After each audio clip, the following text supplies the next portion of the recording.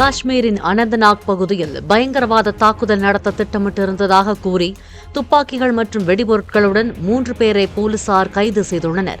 வாகன தணிக்கை ஒன்றின் போது கார் ஒன்றை நிறுத்த முற்பட்டதாகவும் தப்பி ஓடிய அந்த காரை மடக்கி பிடித்து சோதித்தபோது லஷ்கர்-இ-தொய்பா அமைப்பிடமிருந்து பெறப்பட்ட துப்பாக்கிகள் மற்றும் வெடிபொருட்கள் அதில் இருந்ததாகவும் போலீசார் தெரிவித்தனர்.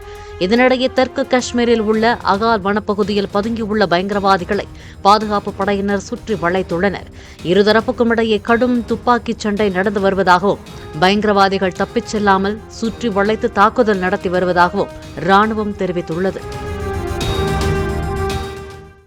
பிளே ஸ்டோர் மற்றும் ஆப் ஸ்டோரில் இருந்து பாலிமர் செயலியை QR கோடு மூலம் பதிவிறக்கம் செய்யுங்கள். செய்திகளை உடனுக்குடன் பெறுங்கள்.